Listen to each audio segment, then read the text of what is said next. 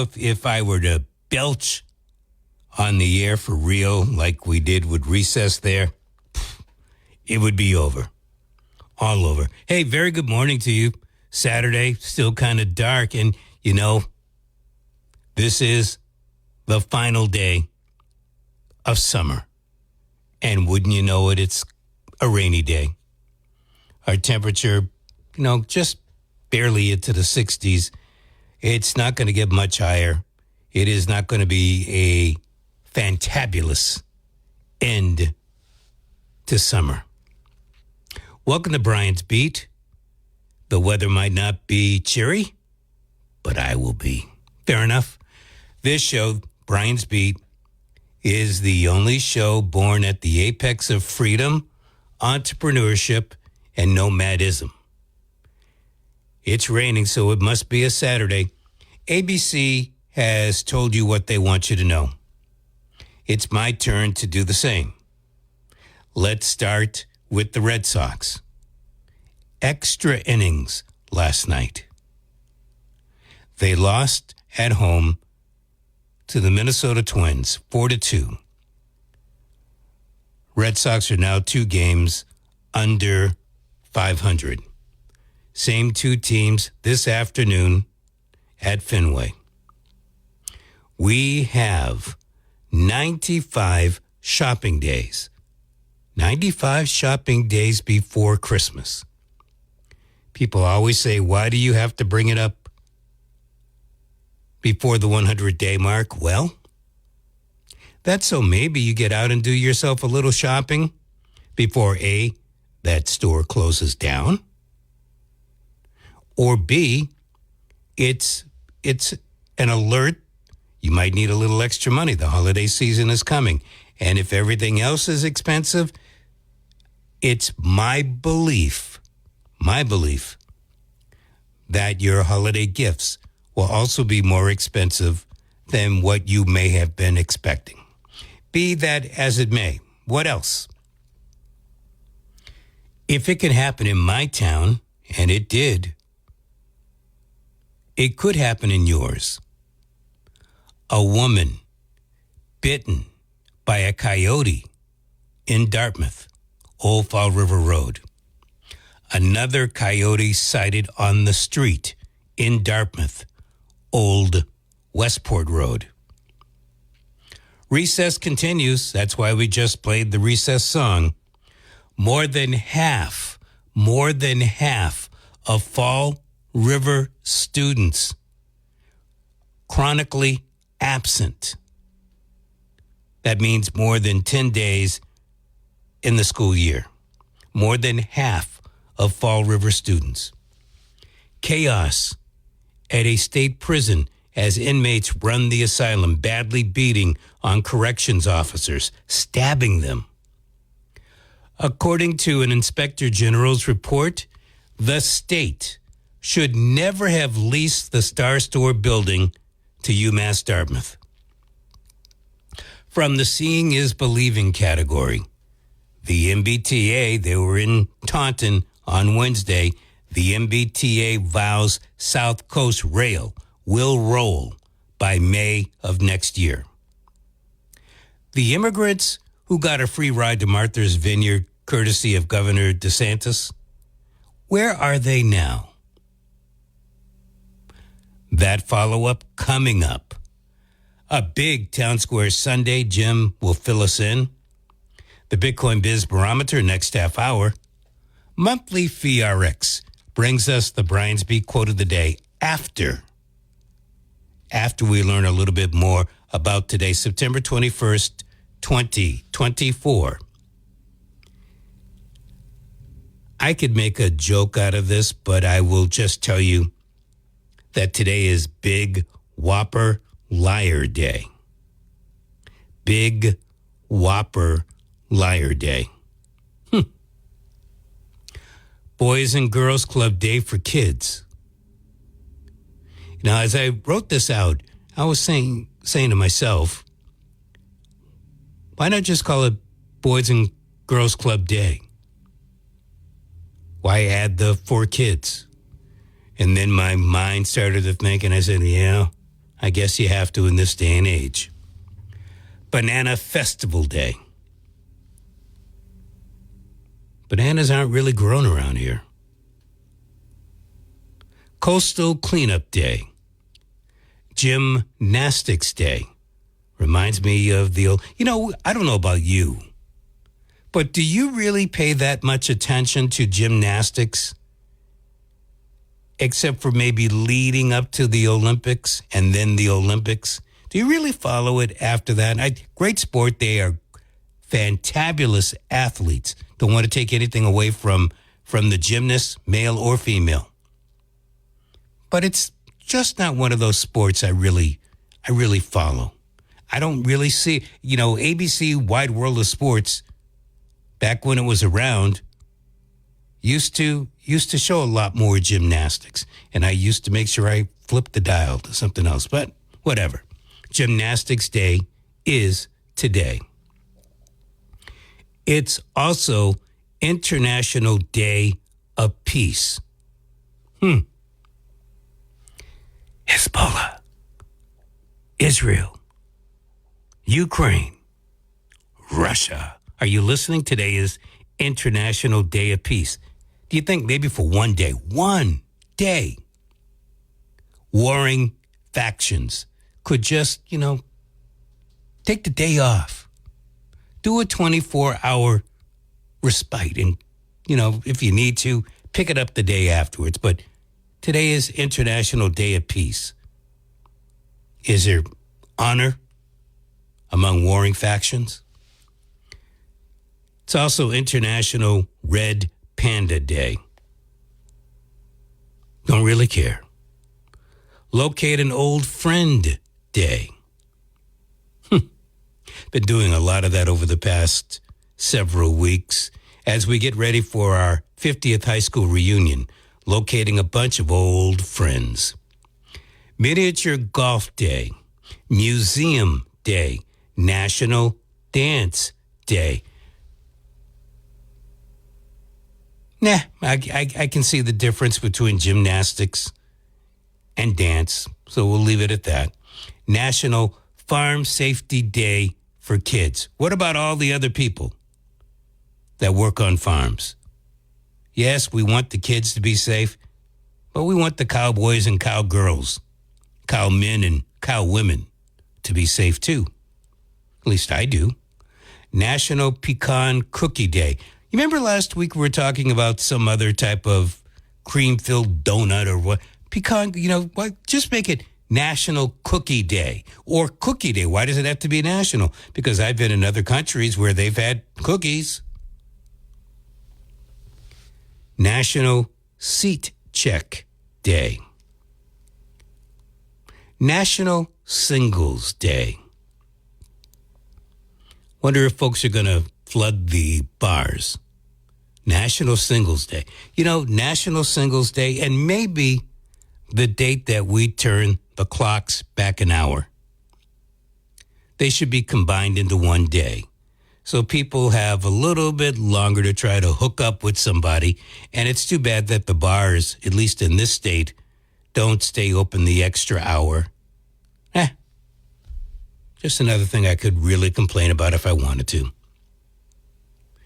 If you see a police officer today, say thank you. Thank you for doing the job that you do. It is National Thank a Police Officer Day. So any coppers who are listening right now, I know Chris Cotter listens quite often, and there are others that do. Stay safe today, and I'm thanking you. I've seen some of these police officers in action before. And I know it's part of the job, but I have seen Chris Cotter in action numerous times. Never, and to this date, and I don't want to take away from any other police officer out there, but the day that I was outside of the downtown New Bedford Serta bus stop station, Cotter is out there on his knees administering Narcan to some who knows whom. Putting his fingers in that person's mouth, risking getting bit. Because you never know. To save somebody's life. That to me is worth, look, if I was that particular person, and I'm so glad that I was not, I'd be looking for Chris Cotter and saying, thank you, thank you, thank you, thank you, thank you, thank you. And I know there have been many other police officers, emergency medical folk, firefighters that have done something similar. I do not want to take anything away from you, but this is what I saw with my own eyes. Man. Thankfully, there wasn't somebody else at that same time that needed someone like a Chris Cotter to be out there helping her or him. Be that as it may. It is also Pause the World Day. Pause the World Day. What are we pausing for? Maybe pausing for that International Day of Peace. Pause the World Day. It's also Puppy Mill Awareness and Responsible Dog Ownership Day. Now, I combined those two. There are actually two different commemorations, but they kind of sound the same to me, so I lumped them together. Puppy Mill Awareness, you got that. Responsible Dog Ownership. Well, if you are a responsible dog owner, you're probably not running a puppy mill. So that's why I decided to combine the two. It's also Software Freedom Day, World Alzheimer's Day, and World Gratitude Day. 1776, the British burned down parts of New York City during the Revolutionary War.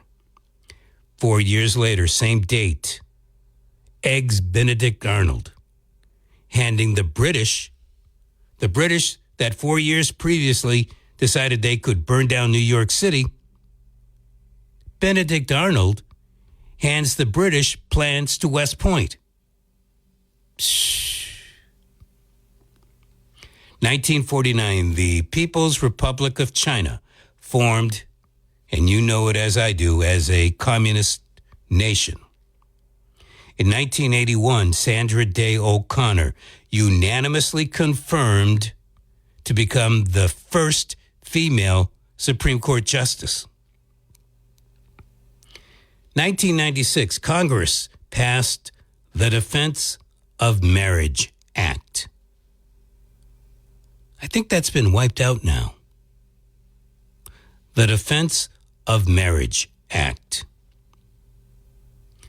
And on this date in 2004, somehow, some way, Yusuf Islam, also known as Cat Stevens, he triggered alarms at an airport and the Terror Watch alert went off.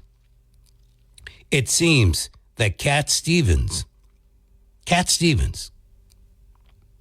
banned from re-entering the United States because he's on the terror list, apparently, and he didn't know it, he funded terrorist groups. Cat Stevens. Yeah, I guess it could be anybody. Monthly FeeRx brings us the Bryant's Bee Quote of the Day. If you're spending less than $20 a month for prescription drugs, great. If not, then our monthly FeeRx service might be a good option for you. Check for yourself at monthlyfeerx.com. I don't know, but I bet in San Diego it's not raining like it is right now around here.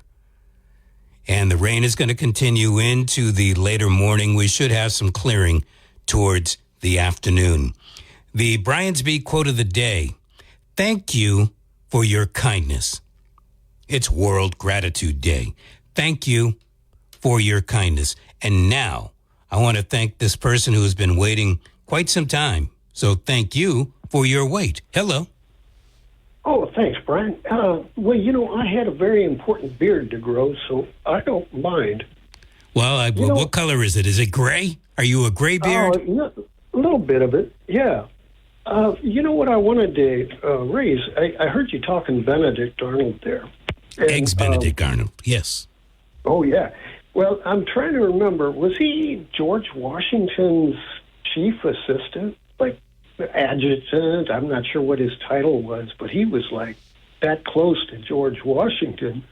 And so he had the top secrets and was selling them.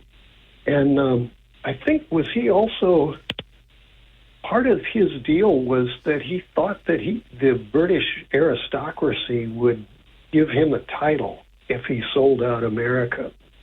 And so the cheap shot of that kind of reminds me of Texas, where they're actually very proud to claim that they are not, they don't believe in a republic, or they don't believe in democracy. Yes, they are definitely a republic.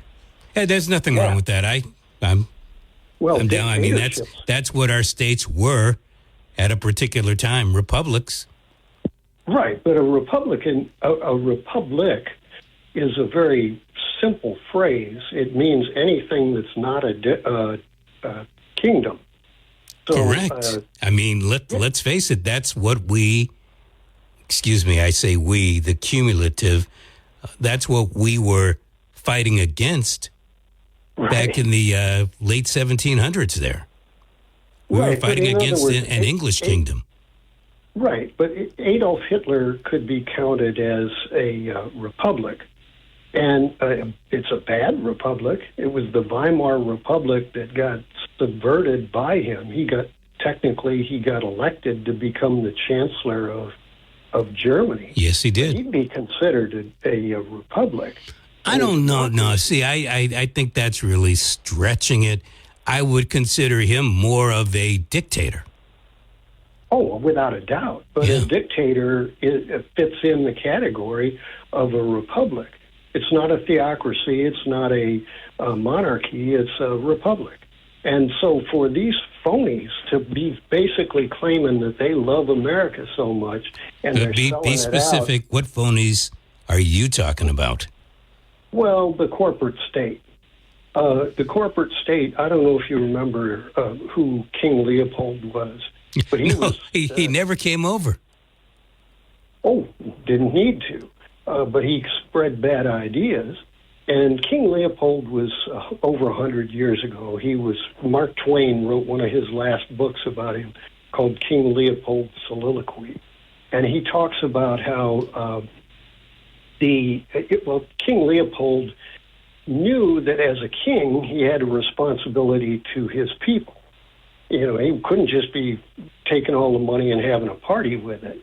But if he had a parcel of land down in Africa, which we see today called Zaire. I was going to say the Congo, but okay. Right, yeah. And so he believed that the 15 million people that inhabited it were his property. And that with a stroke of a pen, he owned 15 million people and didn't owe them any responsibility, any laws that worked toward them. He felt they were his property, which was actually worse than slavery. And so, if slaves were seen as an investment, his property, he'd chop them into bits. He killed half the population. The movie we have of Apocalypse Now was taken out of a description of his place, Heart of Darkness by Joseph Conrad. And so King Leopold was so admired by Mussolini that Mussolini came up with his concept of the corporate state. And then, of course, Hitler took the corporate state and turned it into fascism. I would contend that Mussolini started fascism, and without trying to make it sound great, Hitler more or less perfected that fascism. Hey, thank you much for your call. Didn't know that we were going to go down that particular road. But, you know, every once in a while on this show, we do adventure into the heart of darkness. That's one of the books that we had to read in college. I remember that. Heart of Darkness. 508-996-0500 is how you get onto the program today. One of the stories that I want to present to you, I caught on Channel 5, WCVB. And if you go to their website, which is WCVB.com, you'll see it, how mass schools are working to curb chronic absenteeism years after the pandemic. I could start just with the title, Years After the Pandemic. Fall River, in this particular case, is the system that Channel 5 did their investigation on.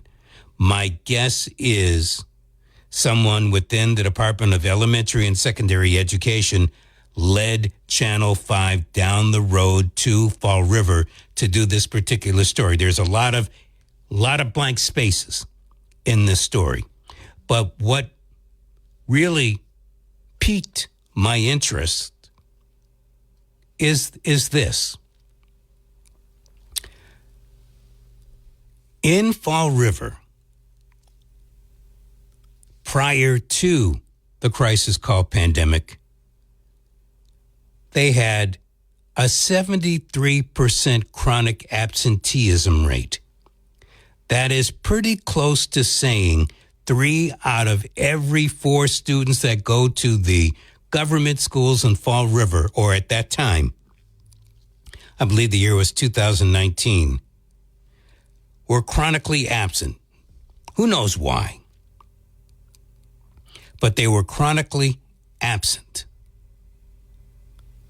Now, fast forward to 2023, I guess, which is the last full year they have information, or it could actually be 2023 where they started in the fall and ended in 2024. However, 2023 is the number that is cited in this particular story.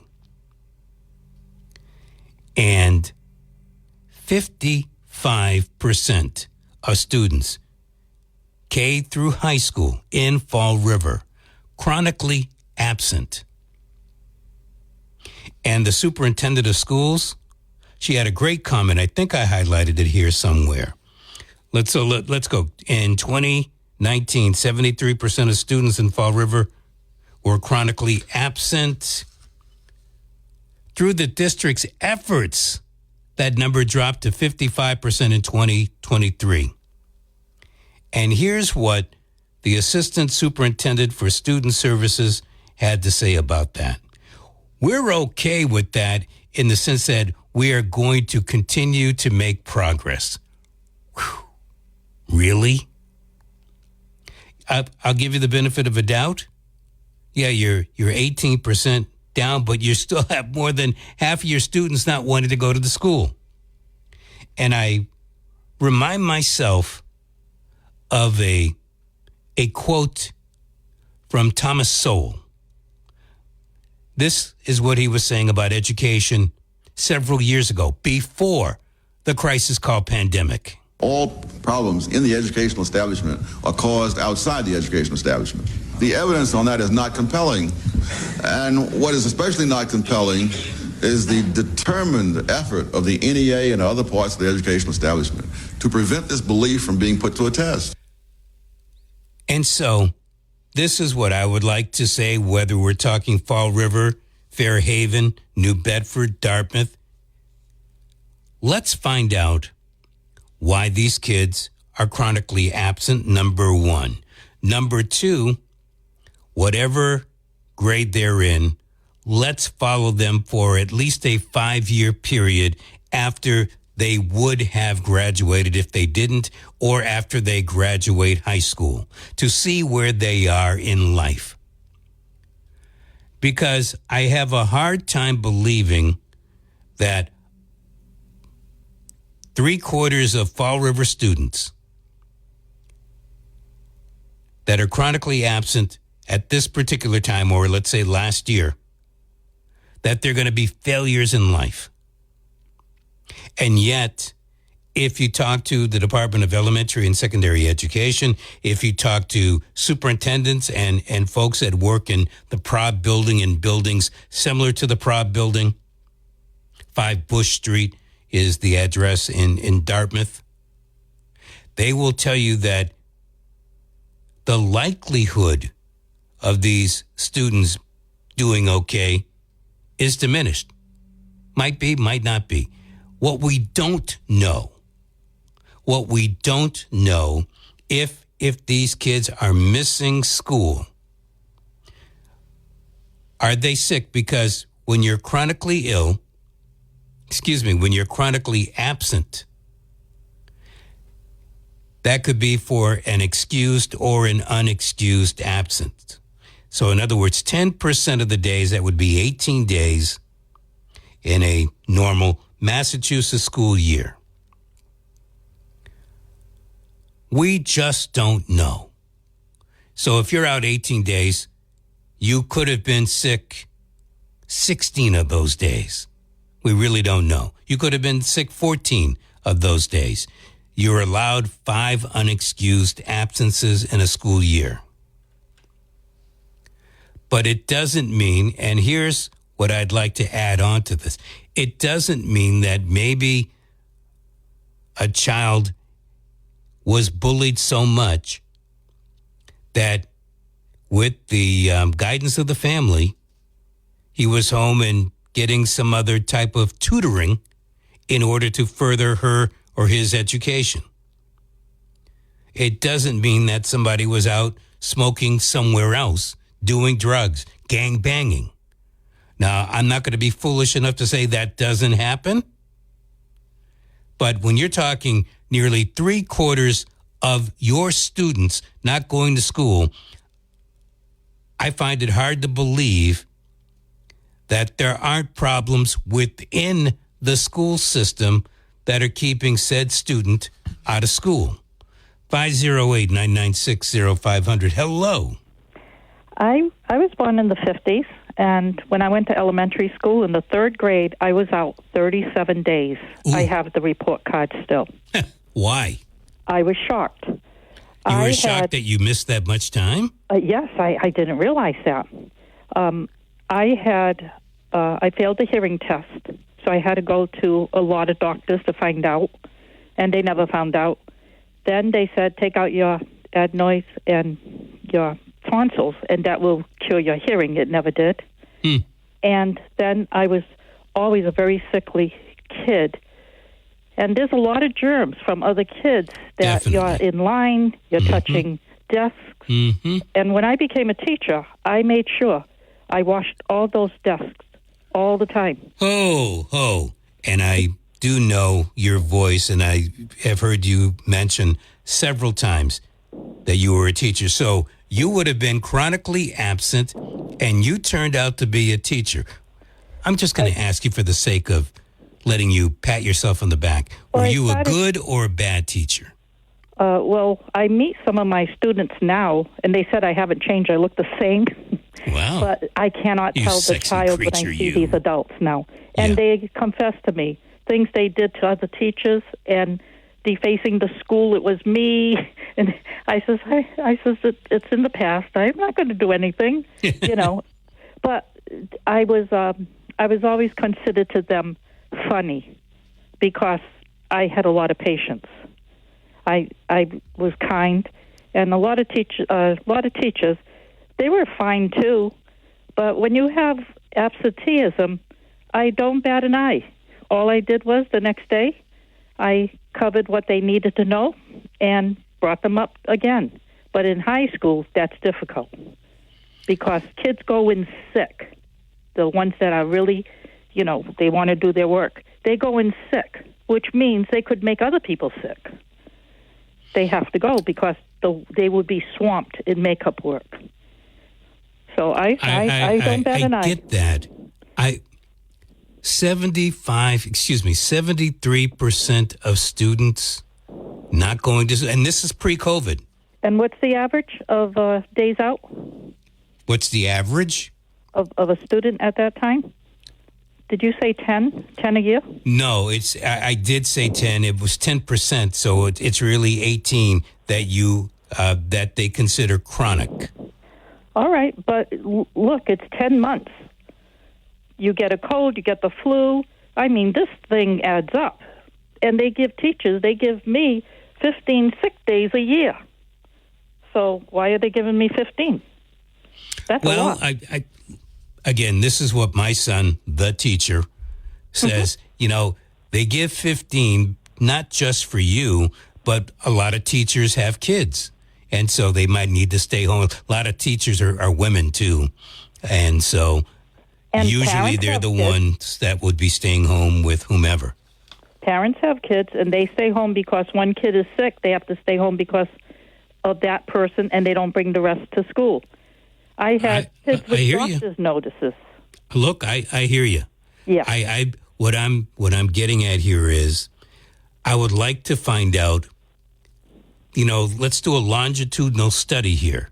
It's one thing, these kids are absent right now. Let's follow the chronically absent students 5 years after high school graduation or 5 years after when they would have graduated to find out what they are doing in life. How many are behind bars? How many are dum-dums like the suckers? How many of them have gone on to be their own little Einstein? Who knows? Yes, I agree with you on that. I think it's more than just absenteeism.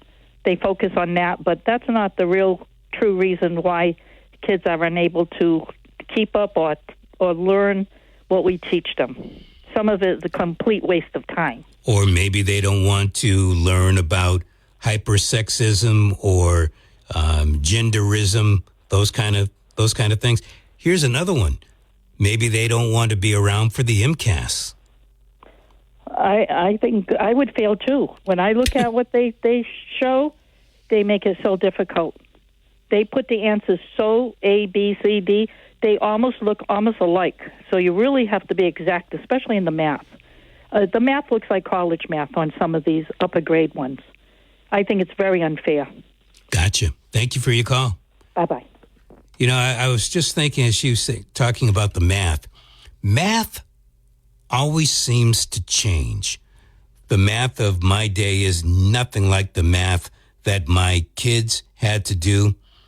And my guess is if my kids were to go into 8th or 9th or 10th grade math today, it would look different from the math that they had.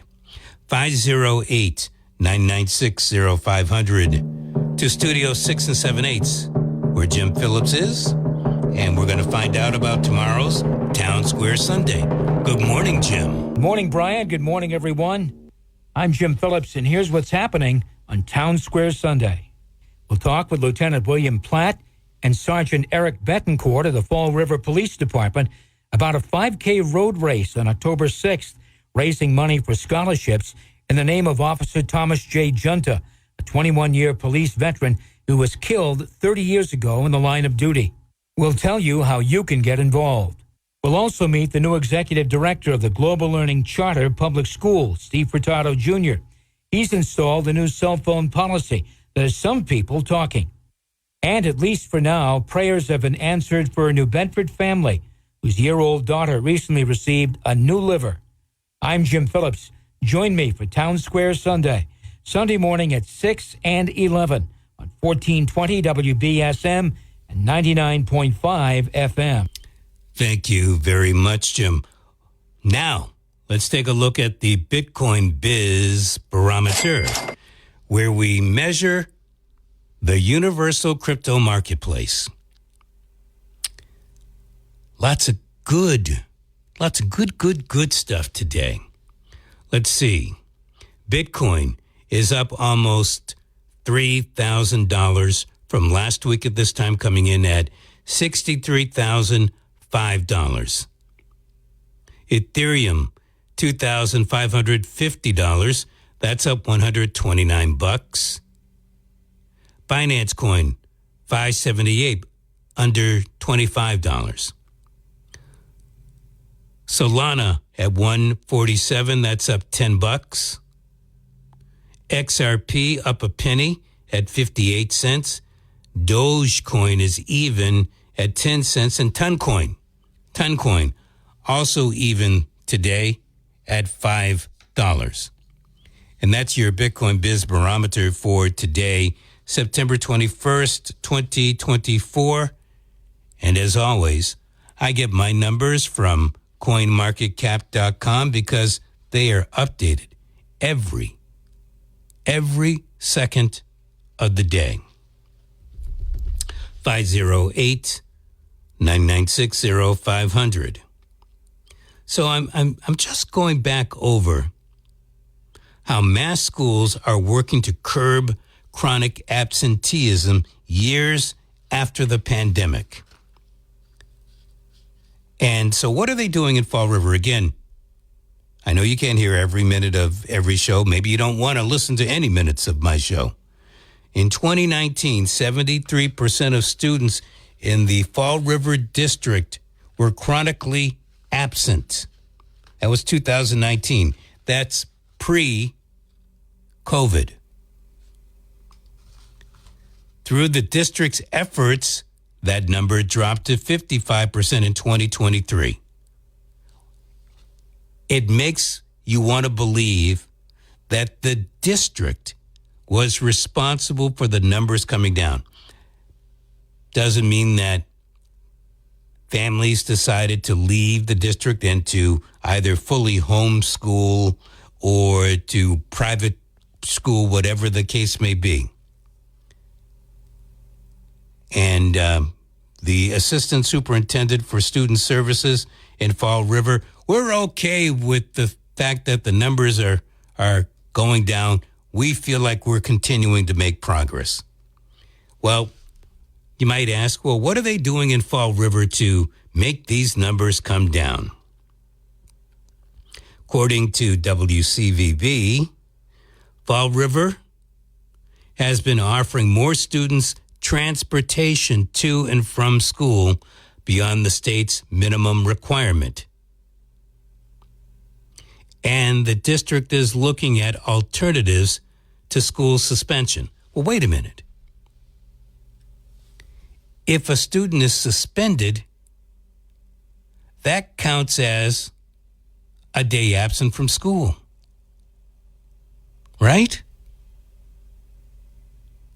So in other words, you get suspended, you get a 3-day suspension. Maybe you got caught bringing contraband to school. Nothing illegal, but contraband. And so you're sent to some empty classroom because Fall River, like many other school districts, they're just short on teachers. So you're sitting in some empty classroom doing absolutely nothing. Now, if you're one of those students, do you really want to show up to school for something like that? So now the system is trying to figure out what the heck to do. And so they might come up with alternatives to suspension. Wait a minute. In school, suspension was supposed to be an alternative to out of school suspension. You see, they try to come up with some kind of solution. And what happens inevitably, just like life in general, you try to solve one of man's problems, could be woman's problems. You try to solve one of man's problems. What happens is you don't solve, you create yet another problem. And so you try to solve it and you create yet a third problem. And the school is quick to connect students' families with resources outside of the classroom, working directly with parents to find out what they need in order to get their kids into class. Everything from before school care to clothing. My guess is it's going to cost somebody some tax dollars. 508-996-0500. Hello. Brian, you stated that in 2019, 3/4 of the kids in government schools in Fall River were chronically absent. That is what the survey says, yes. Where are the parents? Can't answer that question. 3/4. I can't believe I'm having a big 73%. problem. Yeah, no, I hear you. And look, I get it. I'm having a big problem believing that 3/4 of the parents are going to let this happen. I have a problem trying to figure out if they're really chronically absent, if they're, there are so many different reasons. I believe the number, but if you're suspended, that's counted as an absence. Yeah, but 3/4? That's a lot. Gateway City. That's a lot. Oh, I'm not, please. I'm not saying it's not. When I was in school, Brian, we had absences, sure. People get sick, people miss. You had a truant officer back then looking for you, by the way. Don't they have them now? I don't know. That's a good question. Or maybe the truant officer is busy being the school resource officer. I have no idea. I don't either. But I'll tell you what. I think there's so many different reasons. When you and I don't know your age, but I'm going to guess. I'm 66, 67. I'm sorry. Well, so am I. When you and I went to school, there was bullying that went on during our day. We learned somehow some way to put up with it, and we didn't necessarily skip school over it, but we have kids that do now. Well, I think we have to have more parental intervention. Who's going to do the intervening? Well, if I was a father of a kid that was missing school, I would be conversing with him. I'd be finding out what's going on. I'd be making sure he goes to school every day, God willing. Maybe he is. He's just not going to that school. Well, where would he be going? Homeschool, private school. What I have found by talking to teachers in particular in private and also who do homeschooling, thank you for asking, is that parents and I'm going to say it like this, families experiment. They're not sure if they want to go in that particular direction, so they try it every once in a while with the kid to see if homeschooling or private schooling is something that they really want to do. Knowing what I know about the public school system today, I think if I had a child, I think I'd want to homeschool him. Why is that? Because of all the things that you hear about today, things that are being forced on the children, things that have nothing to do with history, the Constitution, civics, all the things that we grew up learning about our country and how to manage our money. And instead we're hearing about gender and this and that and critical race theory. And I don't know, Brian. I don't have a... I think I give up. You know what? And I'm going to couple what you just stated. Very true. Now, going back to where are the parents? Well, maybe the parents are saying, hey, I don't want you to go to school for that. I understand. Sure. Let's give you a couple of books at home and you do some reading here. Well, if the parents are saying that, they should form some sort of a united front and speak out to the school committees so that we all know that that's what's happening. I don't think they want to deal with the school committees. That's what I hear. I hear what you're saying. You know what? It gets to a particular point where you get sick of trying to fight City Hall. You get sick of trying to fight Bacon Hill lawmakers. And so you just take matters into your own hands. Good show, Brian, as always. Thank you, man. I appreciate the call. 508-996-0500. Immigration next hour. To a test. Thomas Sowell made that comment prior to the crisis called pandemic. In 2019, 73% of students in the Fall River District were chronically absent. Through the efforts, and this is what I get a kick out of because even Channel 5 WCVB wrote it up like this. Through the district's efforts, That number dropped to 55% in 2023. They're offering more transportation, and it sounds like even clothing. My guess is there are also kids that left the school system that helped the numbers come down. There are different things that could be attributable here. This is what I'm going to suggest. You've got nearly 3/4 of your students chronically absent. Let's put a little tag on these students. And sometime, let's say 5 years after they would have graduated high school or did graduate high school, let's find out what they are doing in their life. It's almost like doing that